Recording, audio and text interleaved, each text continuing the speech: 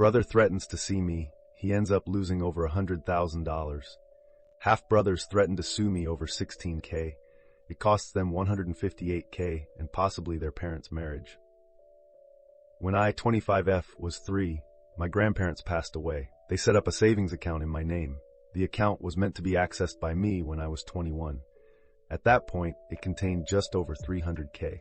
My grandparents left me a letter saying they would like me to share the money fairly with any other Smith-Jones children, meaning my full siblings. Dad's a Smith, Mom's a Jones. By fairly, they meant that they wanted me to assess the situation and judge for myself what was fair. I never had full siblings, but I have 2 half-brothers, Mac and Joe Smith, who are dad and stepmom's kids. Due to the specific wording my grandparents used, I legally never had to give Mac or Joe any money. However, I see Mac and Joe as my brothers, and as the money came from our grandparents, I felt that the fairest thing would be to assign each of us $100K, so we all got an equal-sized lump sum, and I figured that when Mac, the youngest, turned 21 and took his $100K, we could split any remaining money. When I turned 21, Dad suggested I buy a house with my $100K. I found a place I loved, but it was $130K and I couldn't get a mortgage, so Dad said I should borrow $30K from the account. I did, figuring I could pay it back before my brothers turned 21, and I have been repaying it. The account should be at $208K right now, but due to me withdrawing and then repaying that money, it's at $195K, so I still owe $13K. Joe turned 21 recently, and as I was giving him his $100K, Joe noticed that there was less in the account than there should be. I explained and said I was going to put it all back before Mac, now 19, turns 21.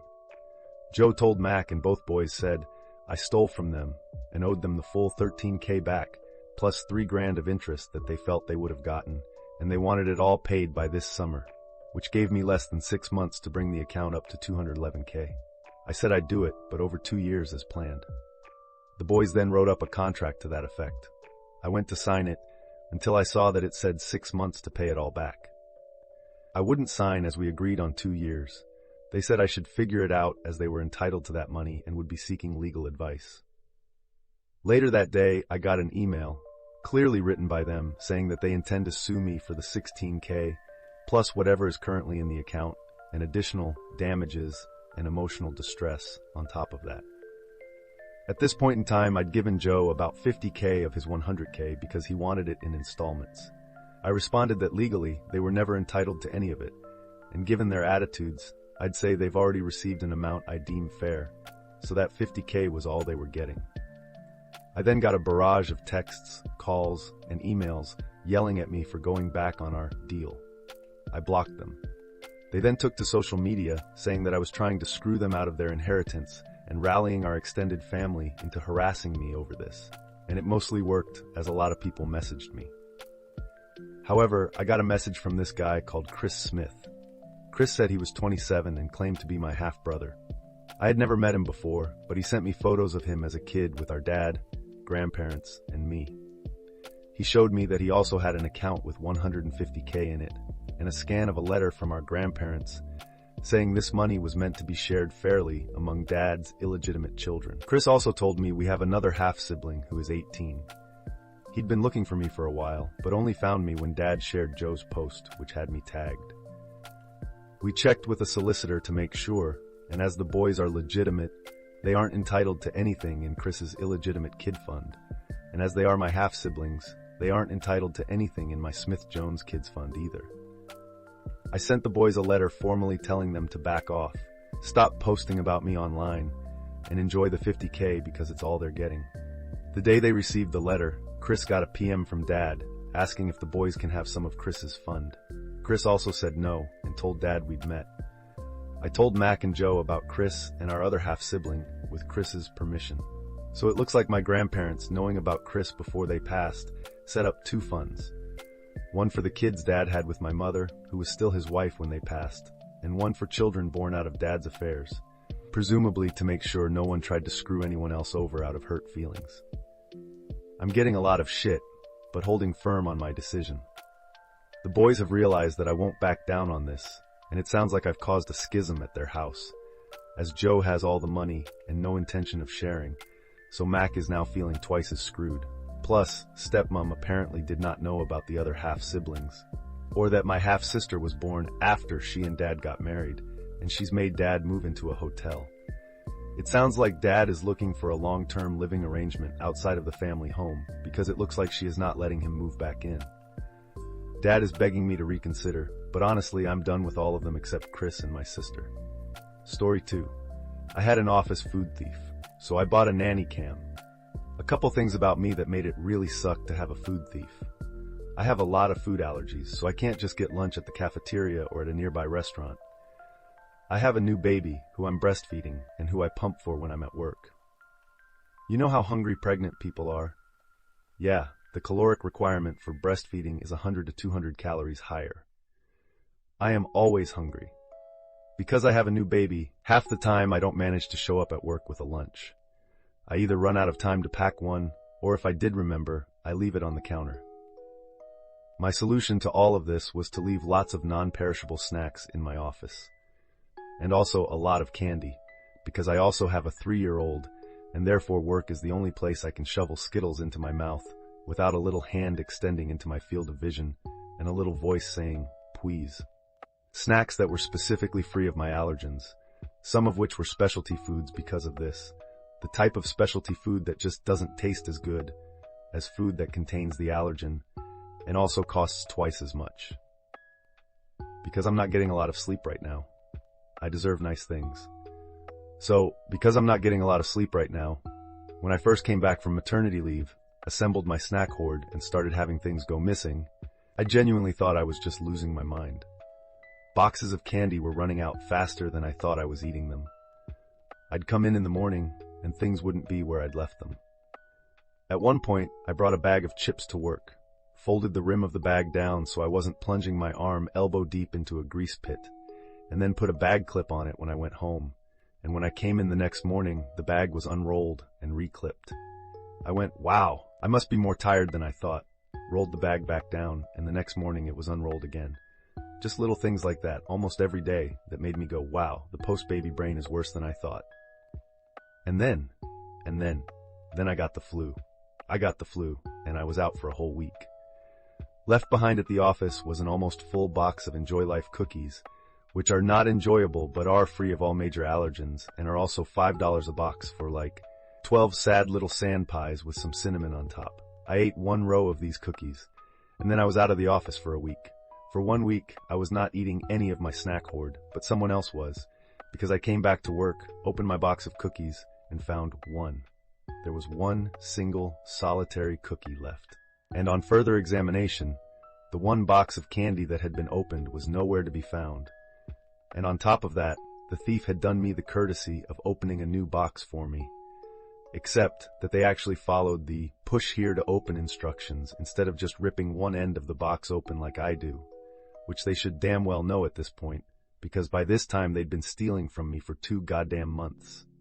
The combination of these two things, the sheer freaking audacity it takes to open a new box so you can continue stealing from someone, on top of the consumption of almost a whole box of specialty cookies that aren't even good, enraged me enough that after going to my boss and getting some vague promises about checking if the security cameras in my wing of the building are functional or not, I went straight to Amazon and ordered myself a nanny cam.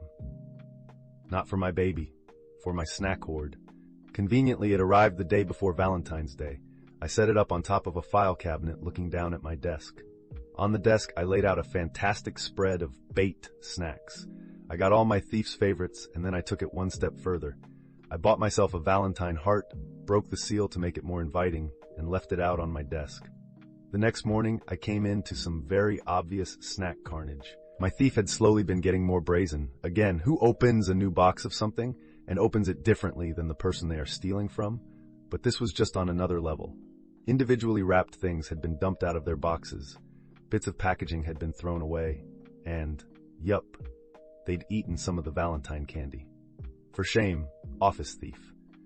Don't you know that's from someone who loves me? I played back the video. All was quiet throughout most of the evening, and I was just watching the shadows lengthen as the sun slowly set through the hallway window.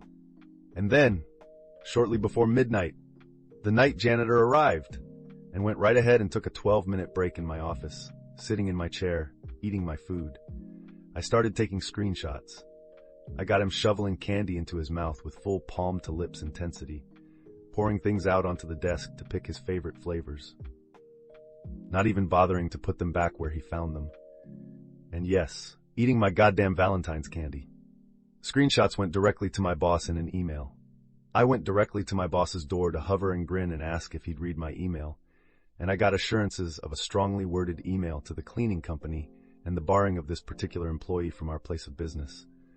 I was also tactfully asked to please take my unauthorized spy camera home, which I did.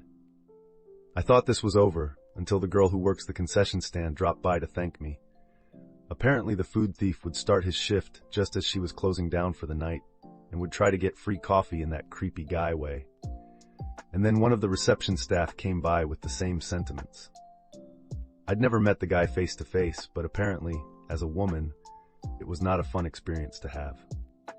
I'd shown my screenshots to a few coworkers, whose eating five rabbits in a long coat's food had become office gossip by this point, and word had spread fast. I worked an earlier shift, so I didn't recognize him, but people whose shifts overlapped with his did. I hadn't told my husband about what I'd done because, when I came home raging about the blatant theft that had gone on while I'd had the flu, his only response had been, "You really shouldn't be leaving food at work," then. But when I came home with the nanny cam and explained where and why I'd gotten it, his reaction surprised me. "You know, I think this is the first time I've seen you stand up for yourself. I'm proud of you." You know what, Reddit? I'm proud of me too. Story 3. Revenge is best served frozen. We don't own a car and live at the end of a cul-de-sac. I have people use my driveway all the time to turn around. It's not a huge deal to me, a little annoying when they compact the snow and it's harder to shovel, but whatever. One of my neighbors had a ride service come pick up their child every day. The van would park in my spot and begin honking at like 8 a.m. I worked nights at the time. Half the time, he'd be half parked on my grass. I told my neighbor that I don't overly mind my spot being used, but not if he's going to honk like that every morning, and especially not if he's going to drive over what little lawn I have every time. She spoke with him. He ignored it. I spoke with him and got, "What's your problem, man? It's not like you're using it." To which I repeated that I don't mind him using it if he stays off my grass and doesn't honk every morning. Apparently suggesting he wait till the kid notices he's there, or God forbid, he have to drag his ass out of the car to knock on a door, was just ridiculous and inhumane of me. So I left a recycle bin at the foot of my driveway. He just ran over it. I called the dispatch for the ride service and was told they are subcontractors and technically self-employed, but they will pass along the message. I wake up the next day to pounding on my door. Dude is pissed. "How dare you call my boss, you stupid piece of shit? What the fuck is wrong with you?" Me. "Well, it's quite simple. You were told not to use my driveway if you were going drive on my lawn and wake me up every morning. Now get off my doorstep." Him. "I'll sue you if I lose my job because of you. You've been warned. Don't trespass on my driveway or property again." Dude storms off in a huff, spouting obscenities, etc. So this happened on a Thursday. The kids have a PD day the next day, and it's supposed to be one of those delightful Canadian weekends where it drops to like -40 Celsius. For my American friends, -40 is where Celsius and Fahrenheit meet up, so it's freaking cold, lol. So that night, I grabbed one of my more beat-up plastic garbage bins, made sure to plug all the holes with a generous amount of duct tape, stuck a sign on it that read, "Private property, driveway not for public use," and proceeded to fill it to the brim with water.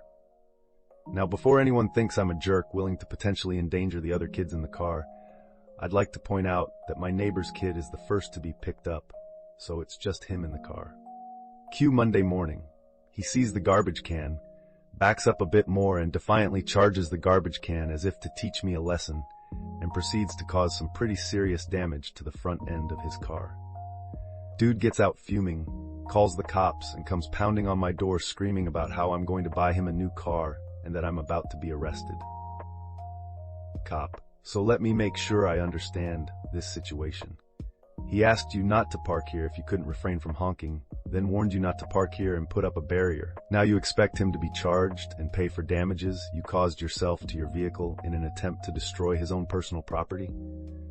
I will never forget the look on his face when the officer said, "Yeah, that's not how this works," and turned to me and asking if I wanted to pursue charges for him damaging my personal property.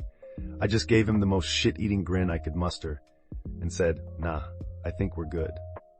I then went back inside to enjoy a morning coffee while watching him from my kitchen window as he paced back and forth in the cold, waiting for a tow truck and having to call the company he worked for to explain why they needed to send out another driver to complete his route. Edit. Thanks for the silver and gold. More edits. For closure, no, I never saw him again. As far as the police officer, I wasn't aware that it wasn't up to me, and he didn't say anything about it either. I assume he really didn't want to have to bother with the paperwork, and thought I may have gotten upset if he'd said, "Well, I don't see the need to press charges at this point," so he made it seem like it was my choice. Source: I'm somewhat lazy and would likely do the same. A cul-de-sac can also be used to describe a street with no exit, which is exactly where my home is. It's easier for them to use my driveway than three-point turn their way out like Austin Powers. I was drinking morning coffee because they were 6 p.m., 2 a.m. shits. So nights, but not quite overnights, and I usually got up at around 10 a.m. Every time he'd wake me up around 8 or so, I wouldn't be able to get back to sleep. Hence why I needed him to stop.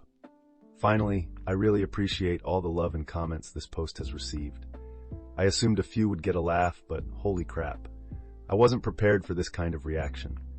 That being said, I find the sheer number of comments I need to reply to quite overwhelming for my somewhat introverted self. So on that note, I'm out and leave all this accumulated karma to be sacrificed to the Reddit gods. I spend way too much time on here anyways. Glad you all got to have a good laugh. Cheers.